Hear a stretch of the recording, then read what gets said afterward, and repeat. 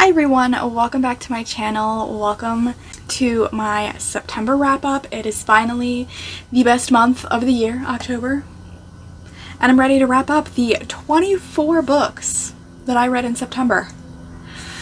I certainly wasn't trying to read that much, but I wasn't not trying, you know, so I'm pretty pleased. I would say the majority of the books that I read in September ended up being Kindle Unlimited reads, which is becoming a theme with my reading. Thank you, TikTok. Let's jump into some quick, just a few kind of insights into my reading month.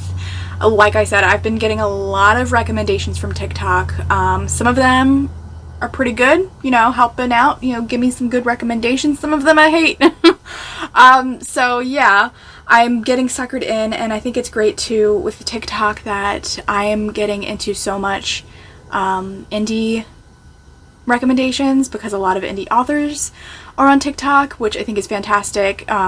It's like, I think it's a great way to promote their books, but I've been reading a lot of indie as well, obviously with Kindle Unlimited. So yeah, the majority of the books I read this month were romance, obviously, because that is also how my reading has been going for the past few months. Let's see, I'm gonna count how many of these books were not romance. You know, that's actually harder than... that gets into a lot of iffy things. A lot of people, I feel like, I think this is just a thing now where people just don't know what romance actually is, and so a lot of these books are being called romance when they're not, because, you know, there's two things that a romance novel has to have. The main point of the book has to be the romance, and it has to end in a happily ever after. A lot of these books that are called romances, the majority of them, that the reason why I would say they're not romances is because their main focus is not a romance.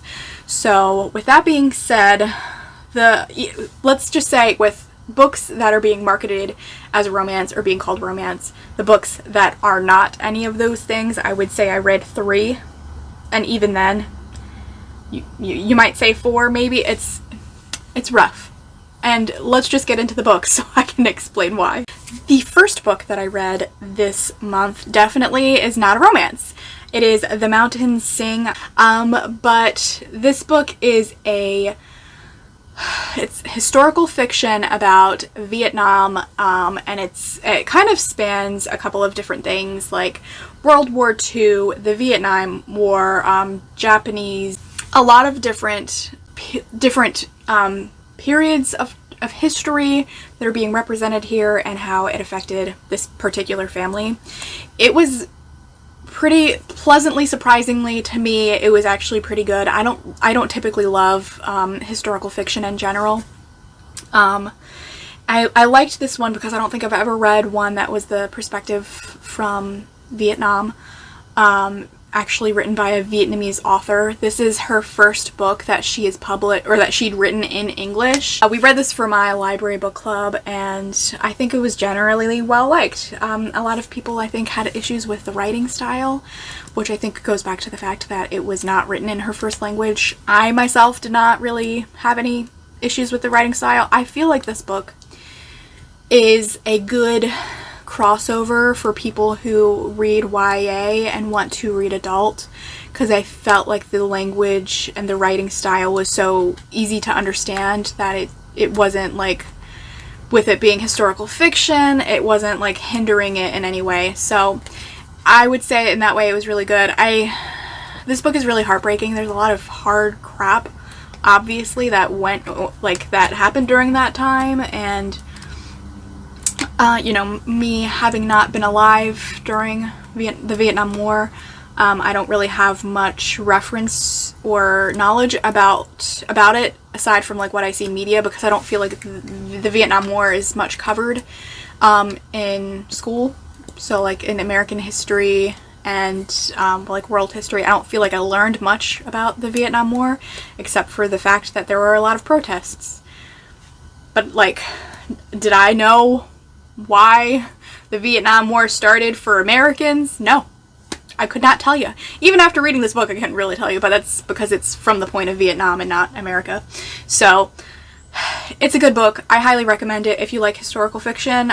If you want to get into historical fiction, I think this is a great book to start with because I feel like it was very easy to read, and the narrative was just, it goes back and forth between two different time periods, and while I think a lot of people in my book club don't like that, I actually really like that. I think it was a great way to tell the story, and it just made it like compulsively readable. Like I didn't want to put it down, and yeah, it was good. I also listened to the audiobook, which I also enjoyed, so highly recommend if you like audiobooks.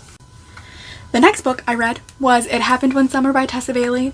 So, breakdown of what this book is about. It's about this girl who is kind of the daughter of a movie producer, something like that. Her stepdad's like got a lot of money and whatnot, and he basically has been putting up with her crap of being an irresponsible adult who's not acting like an adult, and so he finally is like, once she does something really stupid, is like, you know what? I'm gonna send you back to your hometown where your birth dad owned a bar, and I'm gonna make you in charge of cleaning it up, and you're gonna be cut off with money. You'll have a certain amount of money to get there, and you have to take care of it and be an adult. So she goes back to her hometown, and she meets the love interest, who is a fisherman, and amazing. I loved this book. I think it was so fun. Definitely, I loved it's definitely got the grumpy sunshine trope, which I'm just loving. Because the grumpy hero, he's really just a cinnamon roll on the inside, and I just love that. This was fantastic. I highly recommend this book. I was just very pleasantly surprised by how good this book was, because I haven't been reading a ton of contemporary romance lately. So I just really loved it, and I immediately went to see if I could get the arc of the second book, and I got it. So, huzzah. Also, I've been following Tessa Bailey specifically on TikTok, and she's hilarious. Like, she's so funny. I love her TikTok. So fun. So I highly recommend this book. It's super fun, like I said. If you're into that grumpy sunshine trope, great book. The next two books that I read by the same author in the same series was a TikTok recommendation. Defiant and Defiled by Ann Denton. Shifter werewolf romance. So the setup for this series is that this girl is kind of a late bloomer. She hasn't shifted yet, so people think that, she might never shift into her werewolf form. And then the book opens up with her finally shifting, and she turns out to be a type of wolf that she wasn't expecting to be, and I don't want to say it because I don't know if it's a spoiler because I didn't read the synopsis, so it might not be a spoiler, but I don't want to spoil it if it happens to be a spoiler. And so she runs into the alpha of the pack, who she's never met because there's like hundreds of werewolves. So she's never met him before, and he saves her, and he knows what she is, but she doesn't know what she is, and it becomes this thing, and it's just like, he's an asshole, and not like the whole grumpy thing where like he's grumpy on the outside and cinnamon roll on the inside. It's not. He's just like a terrible person, and it was kind of icky. Like, I read both books. Like, he didn't really become too awful until the second book. And it's just like weird. I'm not a fan.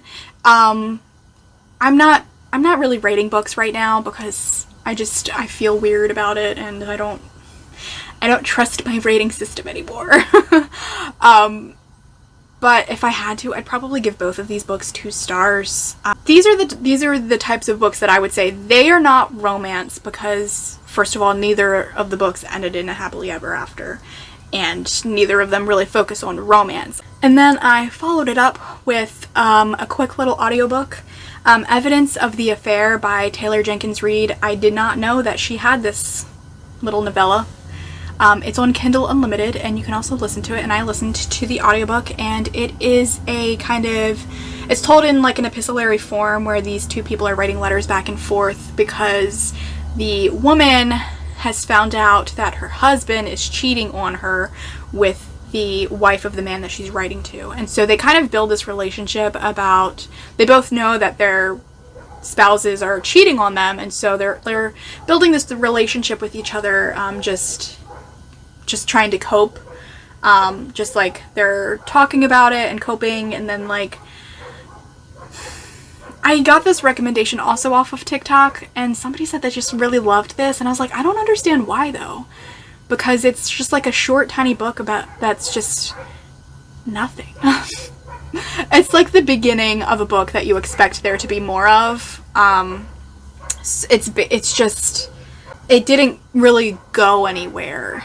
It could have gone in plenty of different directions. I mean, with reading Taylor Jenkins Reid's other book, well, I only read The Seven Husbands of Evelyn Hugo at this point. Like, it could have gone in so many different directions, and it just kind of stopped. So, was it bad? Not really, but it wasn't really good either. It was kind of just like there. So, yeah. Do I recommend? Not necessarily, but I also don't like not recommend it. So like, read it if you want to. It was less than an hour to listen to. So if you're interested, I mean, if you read all of her other books and you didn't know that there was this novella, read it. And then I read another shifter romance. This one was actually good, and I'm excited to continue with the series. Feral Sins by Suzanne Wright, another Kindle Unlimited. But she has a ton of books. I think they're all shifter romances, and she's got so many, and I'm so excited because I love werewolves. I love them.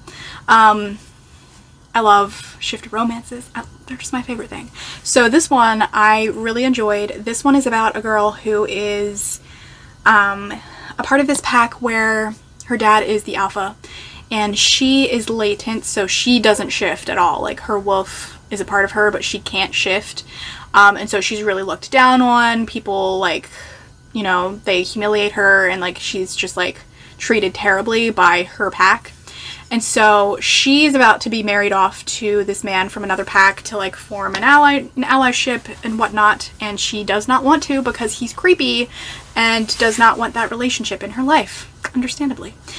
And then one day she is kidnapped by the alpha of another pack, and they strike this bargain where they're going to pretend to be mates, so that he can gain an allyship with her pack and she can get out of the icky marriage. And, you know, yeah, so it's like not fake dating, but like fake marriage, fake dating-ish, fake dating for the werewolf world.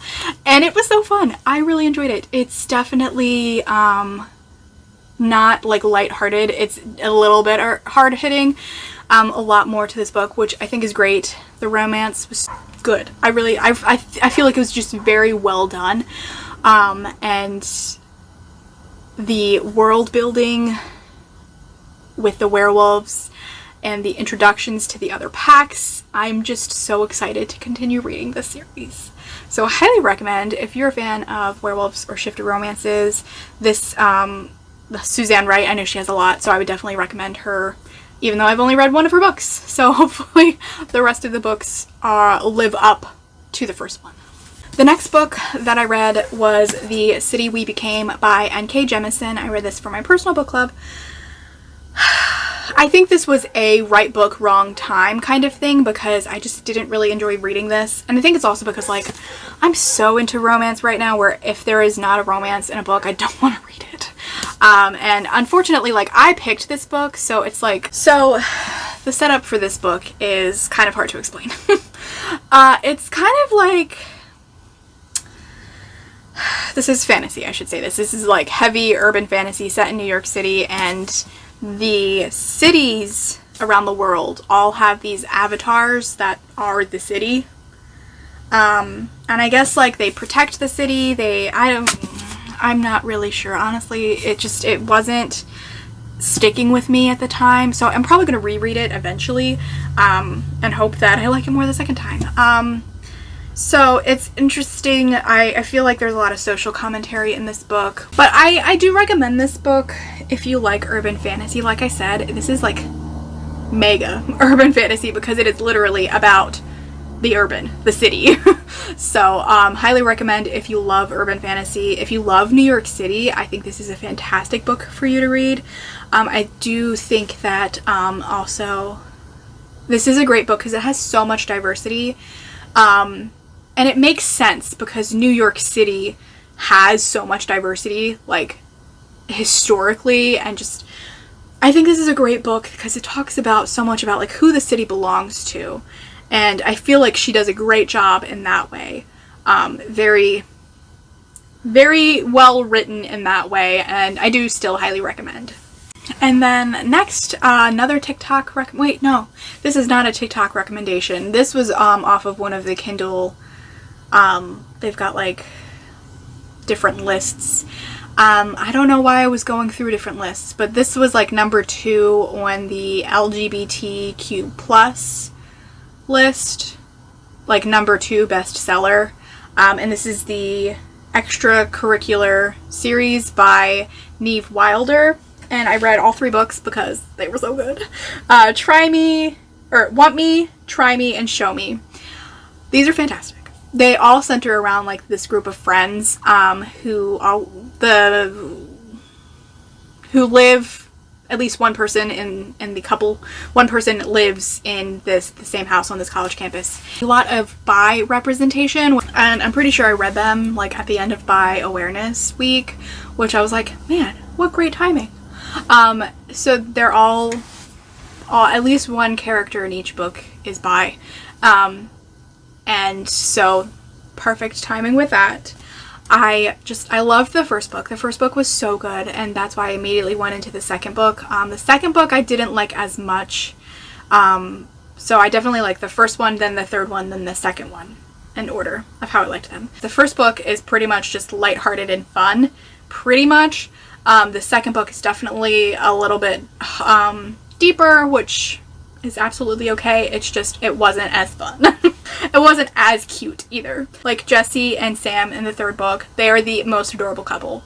So definitely recommend this series. It's so fun. It's the first and third books are so adorable. The second one definitely more hard-hitting, but like I highly recommend the series if you like romance. If you want to read some LGBTQ+ romance, these highly recommend. And they're also just like, I felt like they were really well written. They were just so good. I loved them. And then I also read Northanger Abbey by Jane Austen. Took a very weird turn of events there, from some really steamy romance into some classic romance. This follows Catherine, who is kind of poor. Her family, they don't have a lot of money. And then she meets, what's his name? Henry Tilney. And they strike up a friendship. They, I think they dance a lot or something at a party. Who knows? And then he disappears and she meets his father. His father thinks that she's an heiress and is rich. And so he invites her to Northanger Abbey to stay with their family. And things happen. She is a fan of the Gothic romance. And so one of the Tilneys, kind of are teasing her and saying that the room that she's staying in is like haunted and blah blah blah. So she's like reading into things that aren't actually there, which is fun. And then she ends up drama with family. I feel like this is like Jane Austen.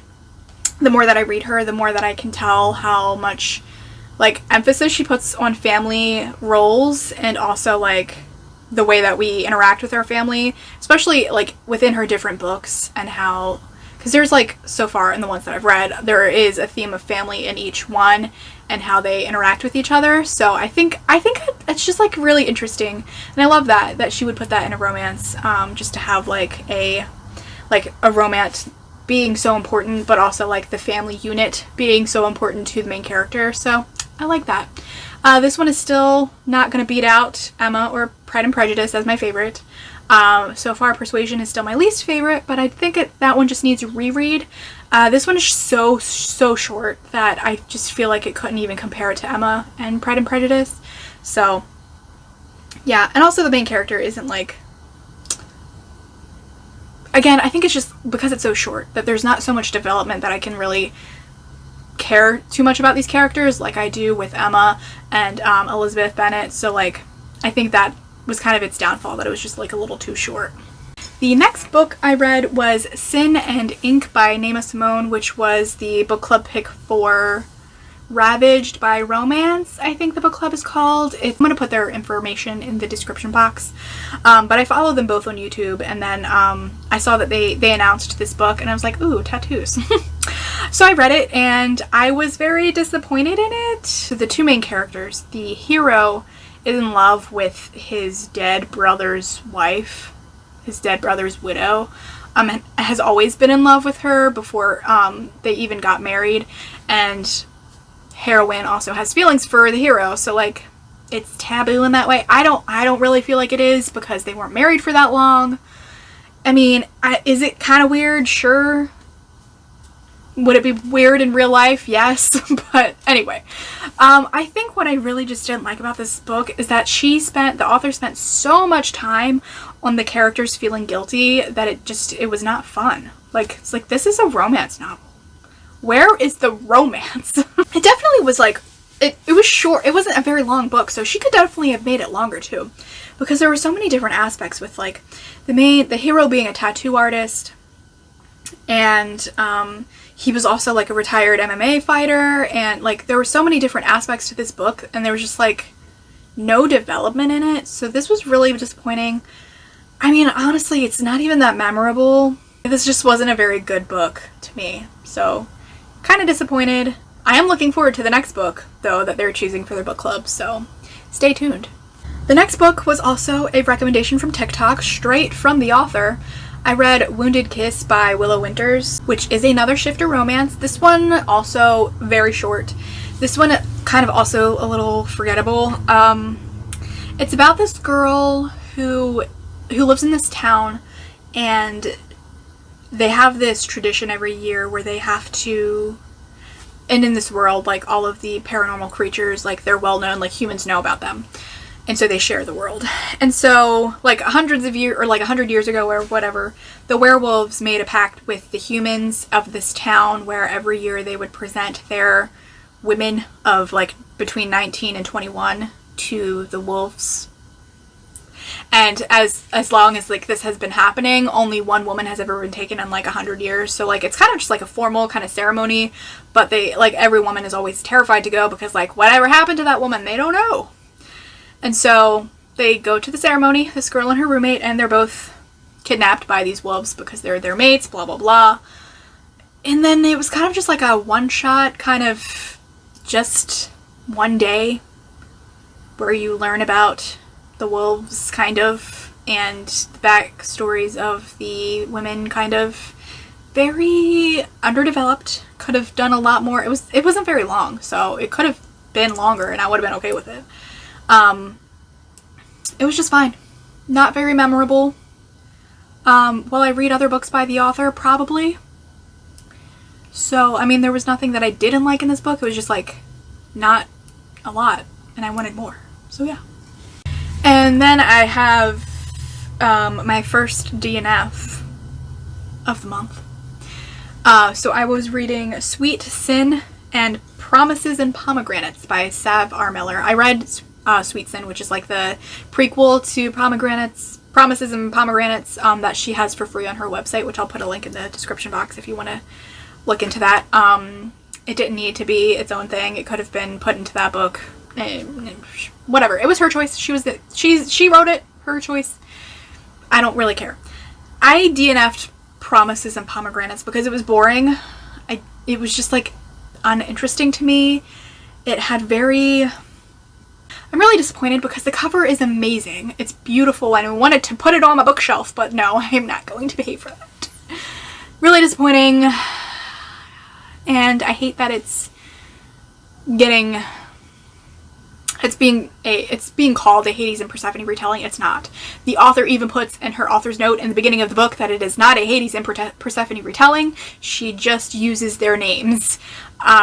So again, like that's a little annoying to me. But anyway, I'm not okay with this book. I'm done.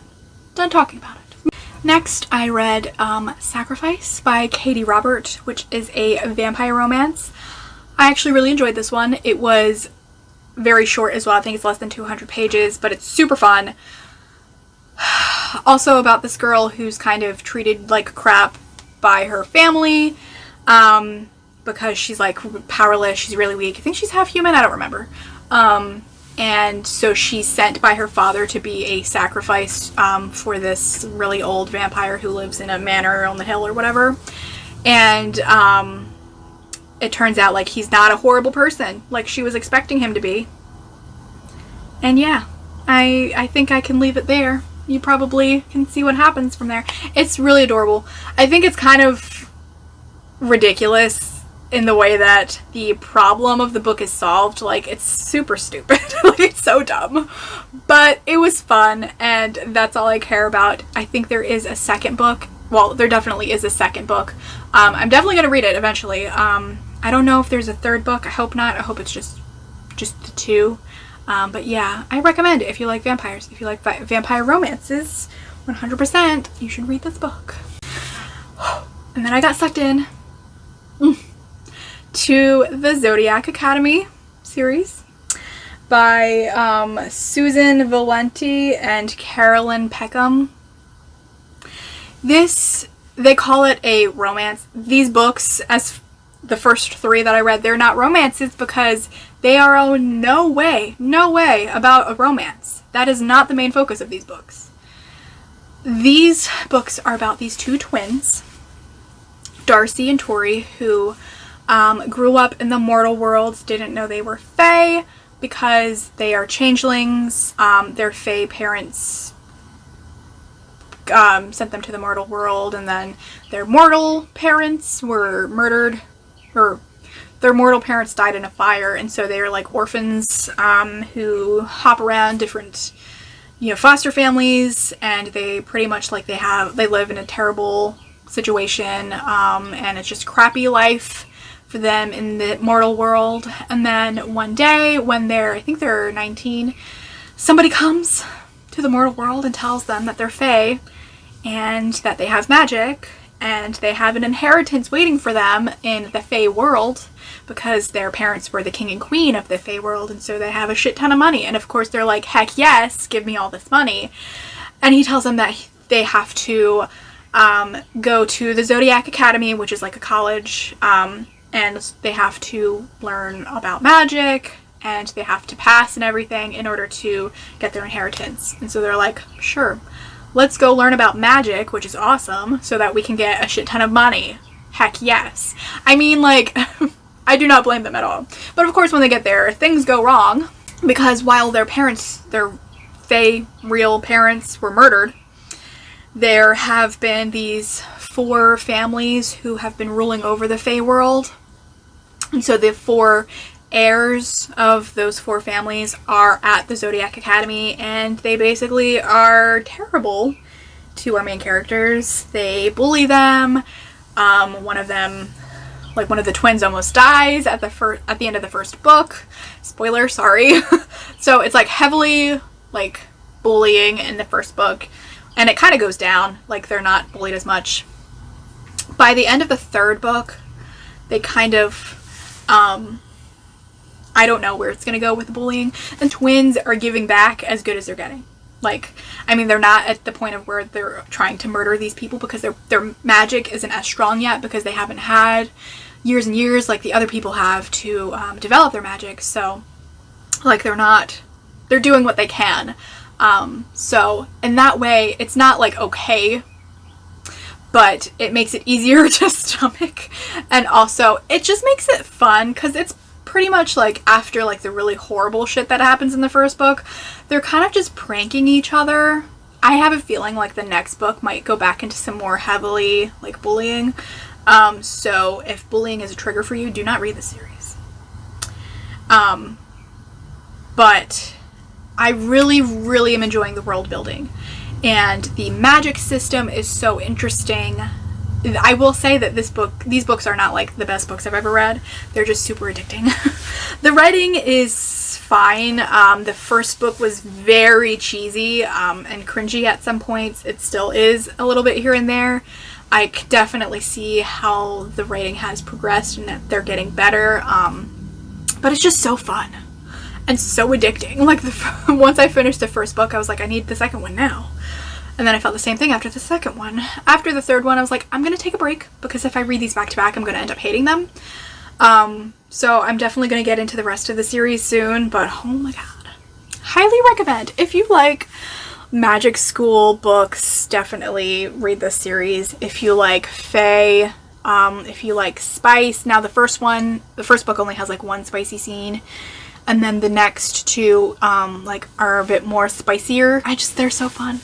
I'm so excited to keep reading this series. It's so cheesy and so like ridiculous, but I don't even care. I don't even care. And then I read Briarly by Aster Glenn Gray. This is a Beauty and the Beast retelling, and World War II. It is a LGBTQ plus romance. A lot of stuff going on here. It's also very short. I really liked this book. I thought it was super adorable. Like, the couple, so pure. So darling. I will say this book also fell into the trap of being a little too preachy. And while I agree with that 100%, he just went too hard. Like, there was too much of it in this book that was only 170 pages.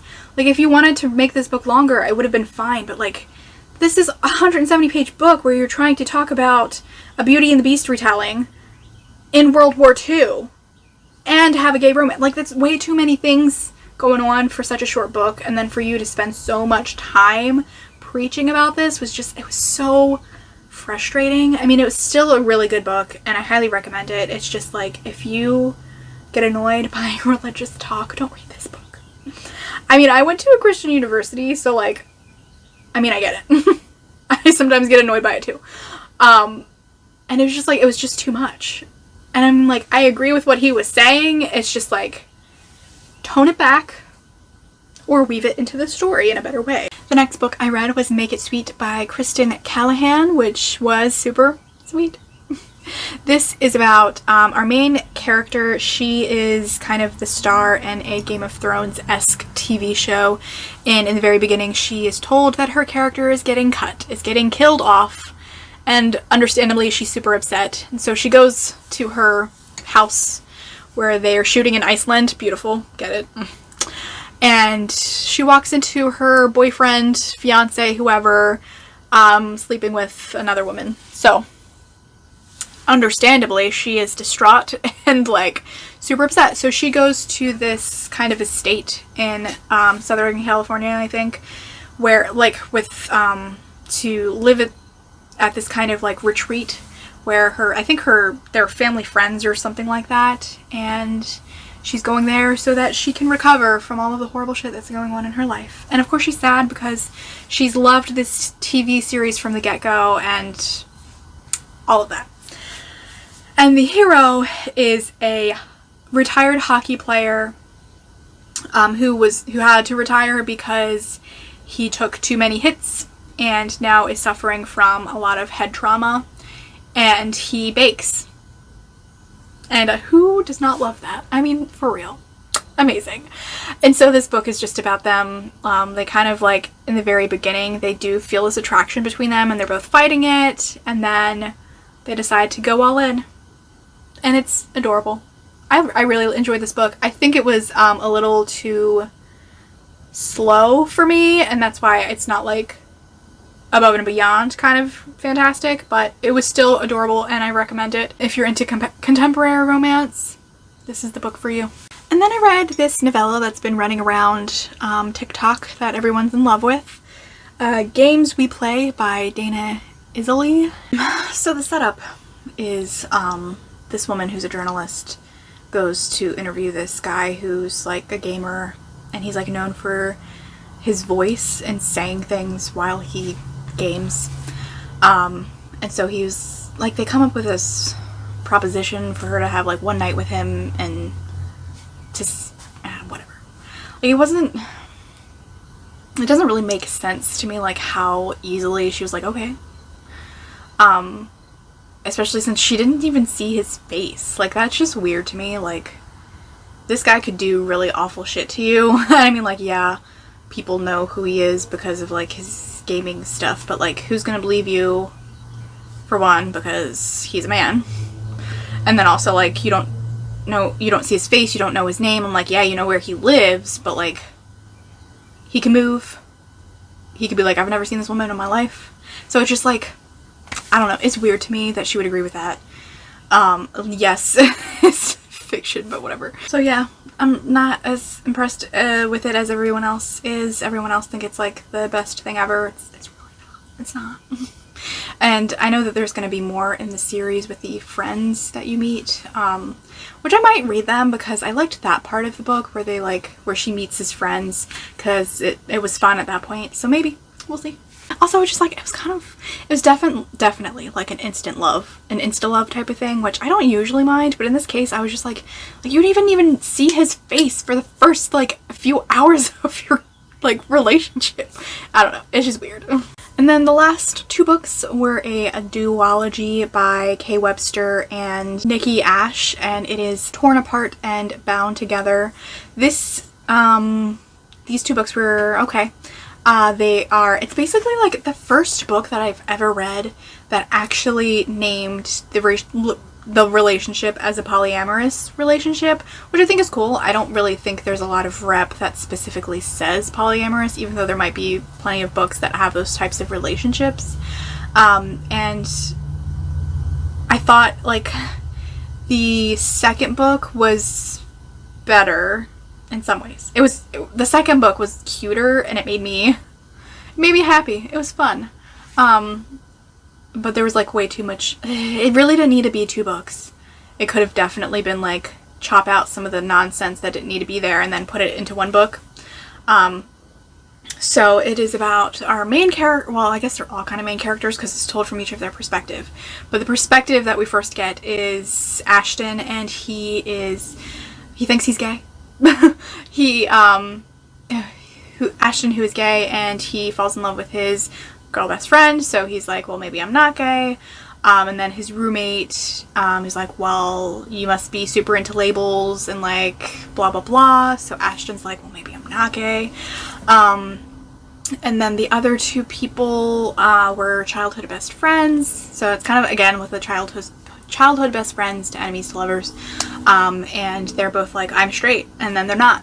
So yeah, it's a lot of like questioning about who they are and their sexuality, and then a lot of drama outside of that because one of them is in a position of power, although they're all the same age for the most part, though there's one person who's in a kind of position of power, and so it's kind of like an unethical type of thing. And they have to get past that, and there's other drama with like the parents and things, and people like accepting their relationship because they're not keeping it quiet. So like it's okay. It was good. The parts that were just the relationship were adorable. Like they were super cute. I love all of them. All of the characters were fantastic. Overall, it was good. It was cute. It was interesting. I liked reading about an actual like definitive polyamorous relationship. So yeah, those are all the books that I read in September. It's kind of weird because it feels like this was a very short month, but at the same time, the beginning of the month doesn't feel like it was September because I feel like it's been so long since I've read all of these books. But yeah, it was a pretty good reading month. A lot of new favorites and a lot of books that I'm able to identify things that I don't like in books. A lot of recommendations, good and bad. A lot of new TikToks to follow. I've been super into TikTok. It's kind of becoming a problem where I don't watch YouTube or go on Instagram anymore, which I feel bad because I'm like no longer supporting my YouTubers. I'm no longer like trying anymore to produce content. It's so bad. TikTok has taken over my life with all of these recommendations. I now have a Kindle list of like over 60 titles just from recommendations that I received from TikTok. So, I mean, great for my reading life, but not really great for anything else. What was your favorite book that you read in September? I think The Zodiac Academy. So cheesy, so cringy at points, so ridiculous, but just sucked me in. Other than that, probably It Happened One Summer. Such a good book. So good. I can't wait to start reading the second one. So yeah, those two would probably be a tie as my favorites for the month. And I can't wait to keep reading in the Zodiac Academy. Can't wait to read all of the books that I have planned for October. I never stick to plans, but I feel like I might actually for October. So we will see. I'm trying to read a lot of books in October, so definitely I'm gonna probably post like an October TBR maybe. So look out for that. Definitely can't wait.